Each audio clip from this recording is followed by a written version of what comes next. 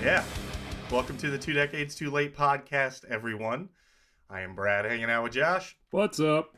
This is the podcast where we review albums that are turning 20 years old, mostly metal for whatever it's worth. We have 4 parameters that we judge it on. Each of us give a score of 1 through 5 for each parameter. That puts a score of 20 from each of us up for grabs and 40 total for the album. And this week, I was really excited for this one for a long time. I was... Because it was... So we're doing Demigod by Behemoth. I love Behemoth very much. Behemoth. And this is the first album I ever heard by them. So probably the first album a lot of people heard by them, honestly. Oh, yeah. It was kind of their breakthrough album, with maybe the exception of Zoskia Cultus. Yeah. And this is going to be another one where the impact is going to be by the time I heard it, not by the time it was out. If that sucks, I'm sorry. But like when I heard it in 07 or 08, this was the same time I was hearing Winter Sun and all of those things. It blew my fucking mind. But we'll get to that. So, yeah. Also, seriously, Set, the guitar player, like, is the wiki just wrong, or is he seriously still just a session musician? He's been in the band for 20 years. Wow. Like, what does this guy have to do? To be, like, on the payroll? Yeah, I mean, I assume that just means that no one bothered changing it in the wiki, but, I mean, I think Demigod was his first album? Maybe he wasn't even on it. Yeah, he's on it. Session guitars. So, and he's been on every, like, subsequent album. So, I don't understand. Like, I noticed that in 07, 08 on their wiki. Like, oh, and he's just a session guitar player. Okay. And here we are in 2024. And people update Wikipedia. Like, good. Yeah. Some benevolent souls out there are just constantly doing that shit. Yeah. Like, I assume that depending on the level you are as a band, you have a marketing team or person or something that takes care of such things, but pretty weird. Yeah. Anyway. I mean, he's only listed as a session guitarist on this album. It's wild. Maybe he Is he on the rest of them? Doesn't want to be. Additional musicians on the next one. Session. What in the world, man? All right. Guess he's just a session guy. So I guess he doesn't tour? He does, though. Then Every time I've seen them. He's in all the DVDs. He's in all the music videos. Like, additional musicians on The Satanist. That's wild. Man, yeah. Also, The Satanist came out 10 years ago. That's wild. That is wild. That's very weird to me because it's my favorite Behemoth album. That's weird to me. Yeah? Yeah, well, I guess I don't listen to a lot of Behemoth. I mean, they're great. Yeah, especially the couple newest albums. Really like them. Yeah. The Satanist is. I'm just glad they got back to being a little more black metal and not so much. I don't know. Not so nerdly. Yeah, it's just like I don't know. The whole Phrygian dominant scale all the time, sounding Egyptian-y oh stuff. Yeah, love it. You can do that for a while, but you can. The Satanist was a. Yeah. We'll get into it. Yeah. So Behemoth from Gdansk, Poland. I'm sure there's a better way to say that, but for my purposes, it's Gdansk. They were around for 13 years at this release. So formed in 1991. 6 prior releases. They just release music. Like Nurgle just writes him some music. Yeah. It is weird too, because they don't often get brought up when you're talking about the second wave of black metal, but they were in it. Yeah. Because they didn't really start doing the whole black and death metal thing until a while later. Their first few albums were just straight up black metal. I think from what I read, around like 2000s, where that shift kind of started to happen, from like Satanica to Telemus 6. Yep. Yeah, that's what it seems to be. And I mean, honestly, probably, I'm sure an argument can be made for, I don't know, like Belphegor or something, because they've been around for a long time. Yeah. It seems like, to me, as far as I can tell, and I tried looking into it, they might be the first band that did black and death metal in the way that I tend to view it, or what I think of when you say that genre. It seems to be them. So describe blackened death metal to me a little bit, because when I think of it, I think of like you took a black metal CD and sprinkled some like seasoning on it and cooked it a little longer. Yeah, it's just basically like, for me, there's a black metal background and there's the black metal like ideological side of things, like very Satan forward and stuff like that, but then with much better production, and that's not a slight, but a more I won't say better production, I'll say more modern production, and then with death metal elements as well. I mean, this album's heavy as fuck. Like, yeah, it is.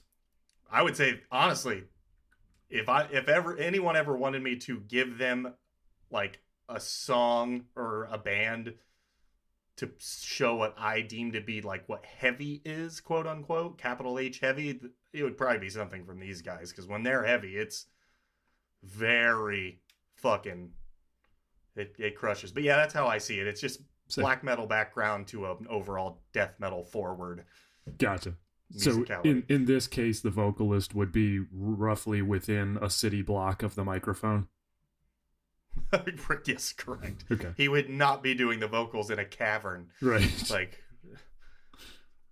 oh, we actually have a little bit of a boo-boo on this album, by the way. So it was released October 25th, 2004, overseas. It did not release in the U.S. until January 25th of 2005. So I knew that, and my reasoning was this is more of an international band anyway. That's true. So as long as it released in Poland, or if it did, Poland does not like Behemoth. They do not. I mean, the fans do, but the country, whoa. They've sued them twice. Yeah. That is a whole lot going on with that shit. Man, Nurgle's a fascinating character to go, because he dealt with all that, and then also having leukemia in the middle, and it's like, man, good for you, dude. And then to fight off leukemia and release like the Satanist or whatever. Was it the Satanist? Is that what it's called? I like how it's my favorite album, and I had already forgotten the name of the album. Yeah, the Satanist. And I was like, that's doubling down. Yeah. That's awesome. I really respect that. Like, oh, I almost died. We better really give some props to Satan here. So I like it. Against the will of the country we're from. Yeah, and we're gonna be sued. Yeah. I found this interesting too. So you mentioned that they're like an international band for sure. Did you know that when they have to like go overseas and fly to travel, Nurgle has to travel lying down? No. Yeah. This is a dad joke, right? Are you setting up for a dad joke? No. Maybe. Okay. All right. But continue. Yeah, so if he were sitting up, his forehead would create too much drag on the plane, and they'd just crash. Oh, Jesus. All right. Yeah. I knew we were going somewhere. I just didn't know how we were going to get there. So yeah, that's fair. The man does have a giant forehead. What giant forehead?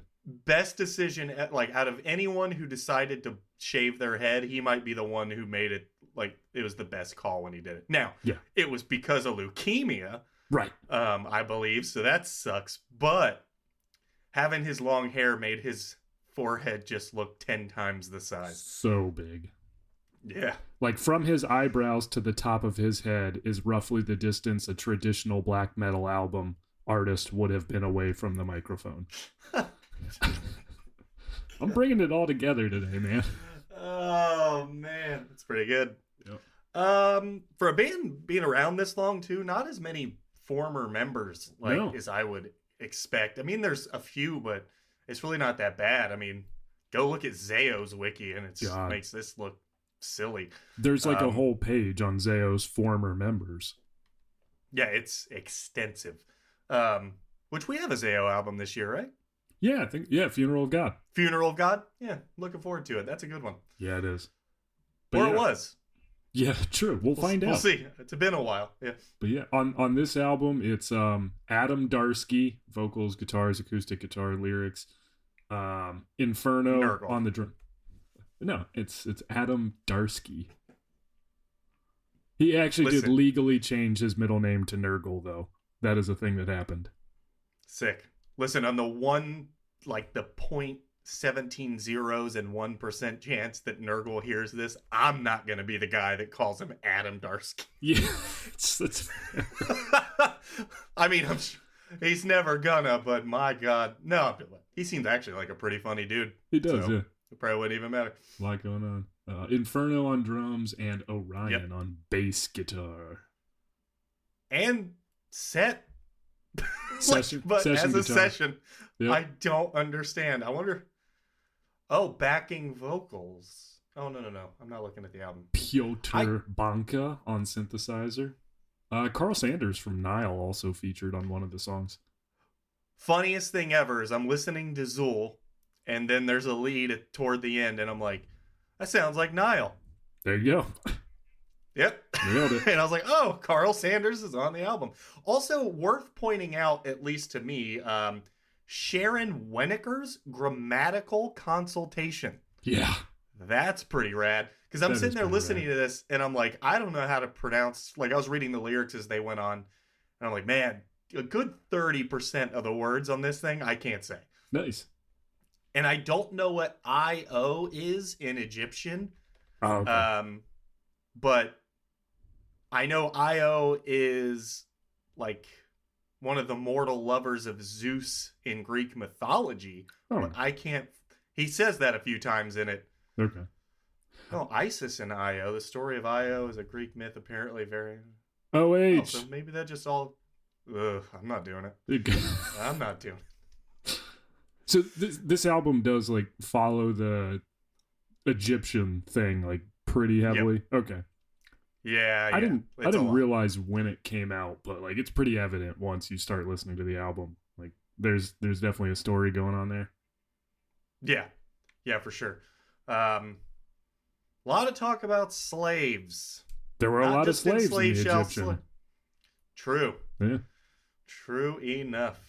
So, yeah, I mean, yeah, like I was saying, this is the first one I ever heard by them, and it was probably, I'm not going to see probably, it was certainly Slave Shall Serve or Conquer All. One or the other, or both, were the first things I've ever heard by them, I would imagine. So before actually getting into the overall album. I think I actually ran across this album like when it came out. I kind of vaguely remember being at Cindy and Steve's house, like dog sitting or whatever. And I was bored and I had the internet. And I was by myself. So I just kind of, and no, it didn't go where everybody on the internet thinks that would go. I just sorted through, a bunch of like record labels that we listened to, like Century Media, Metal Blade. I just went through their artist catalog and downloaded like everything I could by every artist. So, man, good call. I think I hit Behemoth, and I definitely remember Conquer All, Slave Shall Serve, maybe one or two others. So like, nice. I didn't necessarily like it at the time because I just wasn't there yet musically. Yeah. But it wasn't bad. And And Conquer All was on Rock Band for sure, which we Yes, it played the was. shit out of because Constantly. we had Yeah. double pedals. And if you played Rock Band without a double pedal, like, did you even play Rock Band?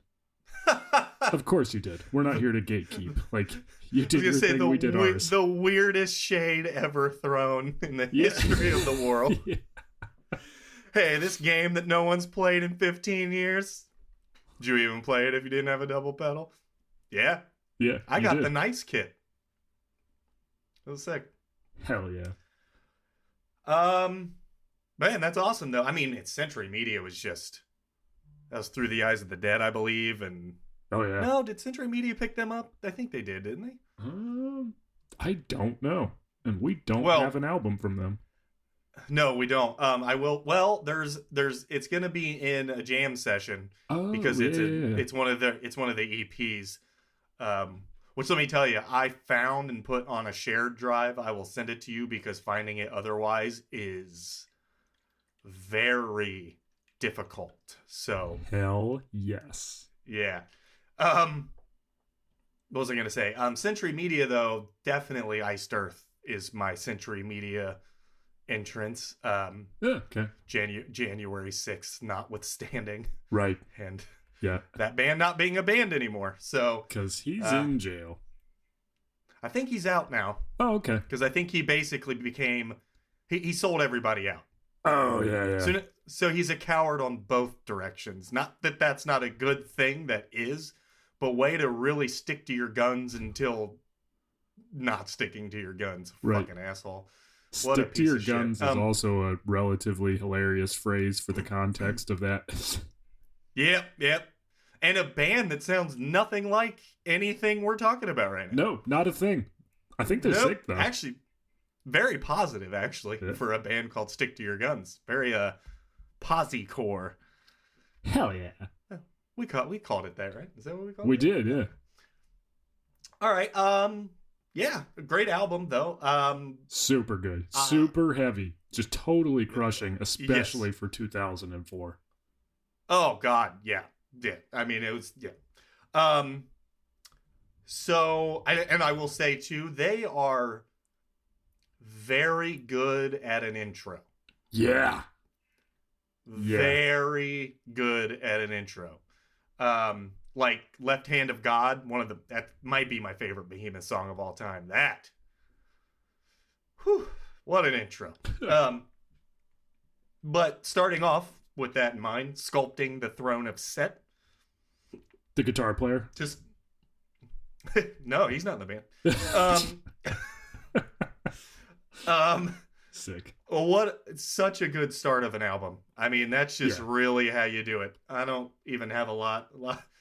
It really sets the Egyptian tone off too. Like you're like, Yes, oh, it okay, does. this is what we're in for. Yeah. Seatbelt calling engaged. it Sculpting the Throne of Set will do it. Yep. Super good song. I always find it interesting. I'm not saying I can tell when a vocalist is also a guitar player just by listening to an album. Oh, but they do tend to have strange vocal patterns that kind of more go with what they're probably playing on guitar. Right. Because they're not doing it when they record, obviously, but like they have to write with that mindset. Like I'm doing these things at the. So yeah. Yeah. So I've always found his vocal patterns strange, but not bad. No. Still cool. They're just different than if a band had a standalone vocalist. Right. And that's very on display in the first track of this album. Yeah, and his vocals take me some time to get into, for sure. Like I'm never just like they never hit my ear and I'm like, oh yeah, let's do this. Like I've really gotta like I'm sitting down to listen to Behemoth. I need to like get some Nurgle in me before I can really enjoy this. True. I don't think that about all their albums. Same. We'll get to that probably when we get to the production. But for this one, I absolutely agree. I mean, if you get through song one and you like what you hear, you will probably like the rest of the album. I will say it's 41 minutes of more or less the same song a lot. That said, they could do that, and as long as Inferno's playing drums, I will be interested. He is one of the greatest extreme metal drummers of all time, and he's doing it with like Doc Martens on. Right. So it's like, what a motherfucker. That guy is He's like unreal. rail thin too. Like I don't even know how he can lift his damn legs. Yeah, and just incredible. He's so good.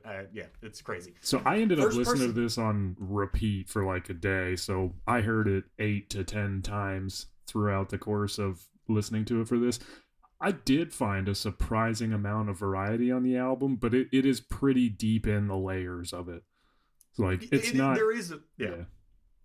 I would say you can find variety on it if you look hard. Yeah. If you didn't and you just listened to it once through at a very high level, it's like it's still really good. And there's changes like the Nephilim Rising. Yep. Nephilim. That track at track 4, little change of pace, and it was welcome. Yeah. Because sculpting Demigod and Conquer All as a 1-2-3 punch is, sick as fuck. Yeah. But it was nice to get to 4 and have a little bit of a slowdown, if you can call it that. I mean, right. In the context, it is, but yeah. And then Hermanubis again later on in the album at 4, 5, 6, like track 7. I felt like that one was a little bit of a different change in pace, change in tone. Yep, agreed. Also, Mysterium. How would you say that second word? Oh. Conjunctionis. And that, yes to these, is why Stan? You need a yes to these? grammatical consultation to make sure right you're pronouncing that word right. Yeah, I would say also track 6 before the Eons came. That was a slower pace too, and yeah, that one's actually based on a poem by a British poet, Algernon Charles Swinburne. Algernon, yeah, that's a sick name to have. You're writing poetry if your name's Algernon, right? If your name is Algernon Charles Swinburne, yeah, you're definitely a poet. Yeah, pretty good. Physics for poets. Nice. Yeah. Man, if you didn't get last week's I'm a Broom, then yeah, you're not getting that deep cut from Patton Oswalt's stand-up. Nope. Oh, and also about track 6 before the Eons came, I like that it's a lot more black metal. It's actually, I would say it's more of a black metal forward track compared to the rest of them, so I dug that too. When I got to track 5 towards Babylon, I have a note. Boy, the sweeping arpeggio thing really just got everywhere, huh? Yeah. Like, it's just, even in like Polish extreme metal, like they're still doing too many sweep picking arpeggios. Is there such a thing as too many? Listening to music from the early 2000s? Yeah. Yes, there is. Like, go listen to, I don't know, Between the Buried and Me's Alaska, or just everything Between the Buried and Me did up until probably Colors. At least after Colors, yeah. And just, well, everyone else, you know why? Because they sound super hard and just aren't super hard. And we needed that back then because we all sucked. But yeah, no, it's kind of funny that it reached there. We kind of talked about Zool a little bit, track 8, having Carl Sanders on it. Sounds pretty good. I always thought I had a problem with Behemoth's solos because they're a little like slapdash a little. I agree with you completely. Like, I made a comment that like on Demigod, actually, like the solo on this one had a bit of an amateur sound is what I wrote. Like, it's just like, it sounded like, actually not taking anything against him at the time, but it sounded like Nick Morrow wrote the solo in 2004. Yeah. Except he would have shredded more. Yeah, he would have. But like, and then you get to Conquer All at track 3. That's a great solo. It's a standout and one that like the whole eternity essentially ripped off in our song Maelstrom. Great solo in the Nephilim Rising too. So agreed. And that's the one where I got to that and I was like, maybe I should be questioning my initial thought of their solos being weird, because there's some really strong ones, but at the same time, it's like every other solo is like, just, it sounds like you didn't even need to do it necessarily if that's not something I don't solo. Like, I know that's one of my limitations, so I don't. Some of them just sound like off pitch. Like, no, that's the wrong note, man. Yeah, it's weird. I will, though, the Nephilim Rising, great outro. The acoustic part. Yeah. Super sick. I don't know. There's Conquer All, Slave Shall Serve. If you're into this music, you've at least heard those. It'd be kind of weird if you haven't. Right. And in Slave Shall Serve, I did say, how in the fuck, all caps, does this drummer play a whole set? Seriously? And in boots. Yep. It's nuts. I've seen some like reaction videos to his playing online, and people are just like, oh my God. Like, how's he doing any of that? No, and it's just... It's nonstop. I mean, it's just an assault. Trying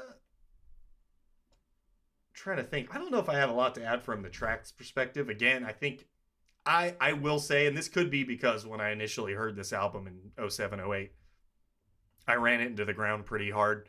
Yeah. And so this was another album where, even though I haven't heard it in a very long time, I was ready for it to be over. Yeah.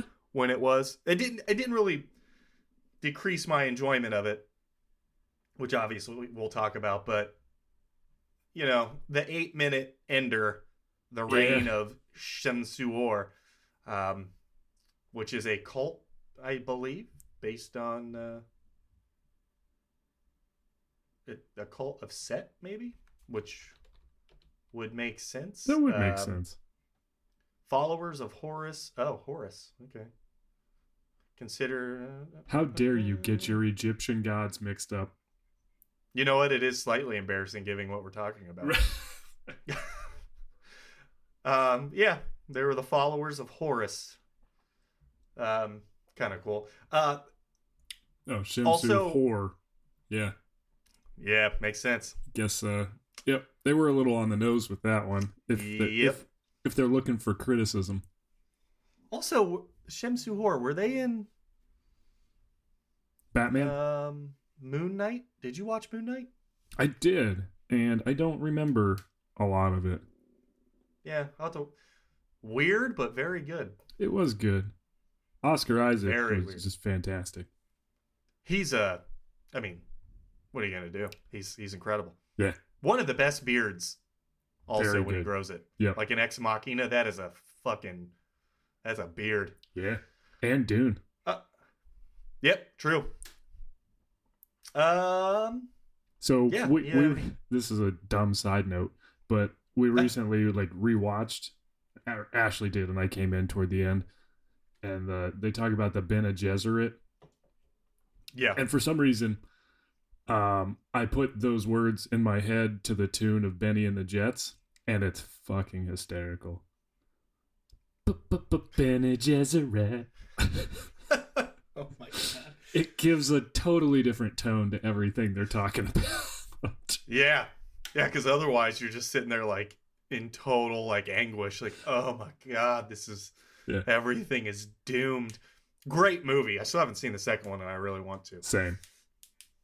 Yeah, so I mean I don't have much else to add. Yeah. Should we get to the reviews? I guess.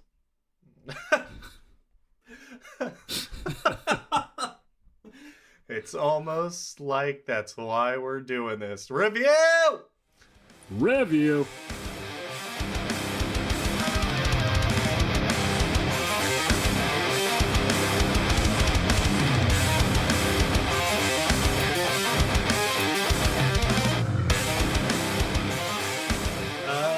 Keep them clapping. Yeah. the clappening. Gross. Yeah, I don't like that at all. No. Yeah. What'd you think of the artwork? I liked it. I like it a lot, actually. I gave it a 4. It sets up the tone really well. They've got the Egyptian stuff. I mean, it's definitely weird, but like given the subject matter and the content, like I like it a hell of a lot better than the 2010 re-release cover art. And so like I really don't have a problem with it overall. I think it's nicely done. Fair enough. So that's a 4 from you. I don't like it. Oh, cool. Is it because it's a just weird shirtless dude? Well, it's more like it's like if Ed Hardy made an album cover. A little bit for me. There's just a lot on that thing. You know that guy's got a chain wallet just out of the frame. For sure. It's a little digital-y looking for me. Yeah, okay. Yeah, I ended on a 2 for that. I don't, especially because, and maybe this is, I know this isn't fair. Well, it is what it is. I don't really care if it's fair or not. They have such good album covers after this. They do. Like they're do. Incredible. Yeah. And it's like, really, you had this weird digitally created thing with 7 billion things all over it with a shirtless guy, and it's like, then you just decide after that one, like, oh, we'll start making like really cool pieces of art, and it's like, this was definitely like 2004. I know. Yeah. You're not wrong. That part I don't disagree with at all. I guess it doesn't mean it's good, but yeah, it is definitely of the Fair time. enough. It is of the time, yeah. All right. So we got a 6 total for the album art. What about the production then verse now?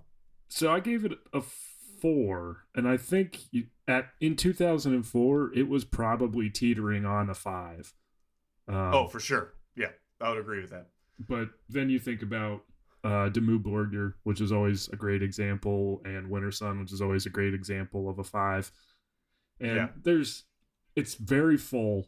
Like there's definitely plenty of music there. Everything comes through well, but there's also some slop in there and some just overall tone quality that doesn't hold up super well.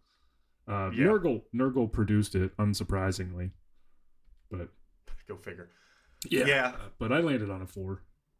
Fair. I don't have any arguments with that. I landed on a 3 for almost the same reasons, just because like it does, from a high level it sounds very good, but when you really kind of get in it, it's almost like a little too aggressive. Like it's almost like a little muddy at times. It's almost like like there's that whole thing in production where your guitar tone sounds good on its own when you're playing in like your bedroom, but that's not the guitar tone you want on an album because everything has to play well together. Right. And it sounds like they took the guitar tone from their bedroom and just put it in the album a little bit. I'm not saying that's necessarily totally a bad thing. Honestly, the big thing that knocks it down to a 3 is because I don't know who fucking signed off on having him do like double vocals for like 75% of the album. Oh yeah. And it makes it inaudible pretty muddy at times. Yep. Yeah, and it's like I can't understand a word he's saying, which I understand for people who aren't into this sort of music. You're like, I can never understand what they're saying. Get off my lawn. Yeah. But like later albums, his vocals don't sound like this at all. No, they're really guttural and clean. They're so clean. You can hear everything he's saying. Yep. Like in the Satanist, there's not a word you can't understand. And if you're going to have a grammatical consult, you kind of want to be able to hear the lyrics. Well, and no joke on Slaves Shall Serve. Just... Sorry, Nurgle. I'm reading the lyrics as they go, because on Spotify, it's almost like karaoke. Like it follows it and highlights it. And I still can't follow it. Like, I couldn't. Sick. Because of just how muddy they all sound for that whole double track thing. I just don't know why he did that. That was a strange choice. So, knocked it down for a 3 for me. That's a good call. What about impact at the time? Or impact for when you heard it, I guess. Yeah. The impact for 0708 and this is going to come up a lot, by the way. This is when I started. I didn't start. I joined Behold Eternity. They were already a band technically when I joined. Um, it was my biggest band, the one that holds a pretty big soft spot for me because we actually did pretty well. We toured. We did like a lot of stuff. Yeah. The impact of this album on my music writing at that time is so hard to you can't overstate it. Because like it literally taught me the Egyptian thing, because the whole again, I keep calling it Egyptian scale. That's not technically right. It's the, like I said, Phrygian dominant scale, but like sure, it of course. But like it didn't make it to metalcore yet. That was like a couple years down the road still. Like Riders of the Plague, by the Absence, and all that stuff. But once I heard that, man, Sawyer and I just in grandma's basement just figuring out how to play that so we could write songs like that. So I give it a 5. I mean, everything shaped me in those 2 years for the most part. I still basically write music based on those couple years today. Yeah. So anything I found during that time is probably going to get a pretty high mark, just like Winter Sun. Nice. I gave it a 2. Because I did kind of hear it when it came out, and like I said, I wasn't quite there yet. Like, my little metalcore ears were not ready for Behemoth at that time. And it's still a little much, like, to go back and listen to today. Like, if I'm going to sit down and listen to Behemoth, it's because I'm going to sit down and listen to Behemoth. I'm making a conscious choice to do it. They're just not like on a mix of things that I'm going to enjoy regularly. So, I mean, that's fair. They're awesome. They're great. Really good. Yeah. But it can be a chore to listen to sometimes. So, gave it a 2 for impact at the time. And it didn't affect my writing. It affected what songs I wanted to play on Rock Band a lot, but... That's fair. That's a whole thing. It sure is. That was a big chunk of our lives. Yes, it was. So much, actually. It's probably hard to put into perspective if you didn't know us then. Because, well, I mean, actually, that's a pretty good segue then. How much did you enjoy listening to it today? This is a solid 4. It was super great. The tracks that I knew definitely still rip. The rest of the album fills in like a solid context around those songs. So this was definitely the first time I sat down and listened to the album as a whole, and it's really well done. I had a great time.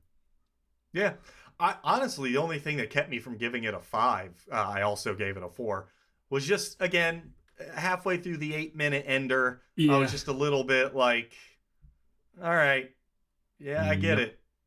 Egypt is a country. And was an empire. Yes, it certainly was. Cleopatra, not Egyptian. Yeah, weird. Yeah. And yet people are really mad from Egypt that a black woman was cast as Cleopatra in a movie. Like, to the point where the country is like suing the play, and it's like, she wasn't Egyptian either. People get mad about stuff that they think makes sense. Yeah. I mean, who am I? I guess I can't really judge the reaction of an entire culture to a thing that is near and dear to their hearts. So fair enough. But like, let's just kind of remember she wasn't Egyptian either. So let's go on facts here, people. Yep. But yeah, 4 for me too. Hell yeah. So... Well, weirdly, despite... Yeah, I was going to say, we ended up there different ways. Yeah. Took different paths to get there. Yep, 14 and 14 with a total of 28. Pretty high mark. Yeah. Not surprising. It's just a solid extreme metal album. It really is. Like, if you're into that thing and you're going to like this, it'd be kind of strange if you didn't. I hate extreme metal. I hate that word for so many things. Because this sounds nothing like... Cradle of Filth, or Black Crown Initiate.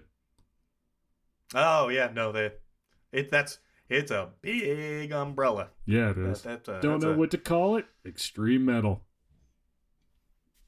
True, but with that umbrella being so big, that's what makes Inferno that much more impressive. Because I still think he's probably in the top 5 of extreme metal drummers. Because man, he's a he's just a relentless force on a drum She kit. is, yeah. It's bananas. All right, reviews done. What is your favorite song on the album? My favorite song, the lyrics were written by Christoph Azarowicz. Sure, why not? The Nephilim Rising. I thought that was my favorite song on the CD for sure. All right, fair enough. It's got a lot of aggression to it. The solo's sick. There's a nice little break in there. A lot going on. A lot of variety in that song in particular. Fair. Mine is Sculpting the Throne of Set. Damn. Yeah. Also, why my PlayStation, whatever your name is on a network, it has OV in it as of, because of this album. Again, 07, 08, can't really overstate the impact this album had on me, to the point where I'm like, yeah, fucking OV for of. All of it. Yeah. This is my ethos. Yeah, this is just what I am now. Yeah. All right, sick. Well, I will get those added to the playlist for everyone listening. There is a Spotify playlist where I put our favorite songs each week, and it is TDTL for 2 Decades Too Late dash favorite songs. There are spaces in between the dashes. I've never had to search this because it's my playlist. So if that matters, now you know. There it is. I feel like there's always more housekeeping than the Instagram. Don't forget the Instagram. Yep, check us out at TDTL_podcast on Instagram.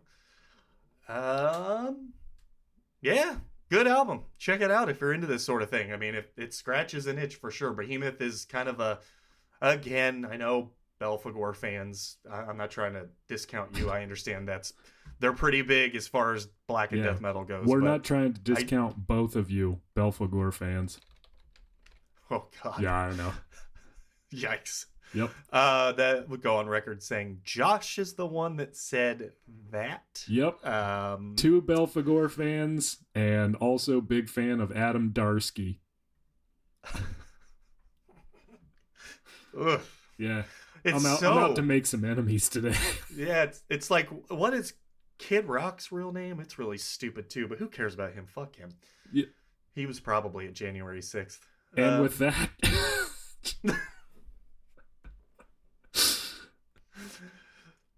All right, we both we both pissed somebody off. Yep. Somewhere in the universe. Covered all the bases. Fuck them. Playlist, Instagram, piss people off. So with that, I guess you've been Brad, I've been Josh, and we've been 2 Decades Too Late.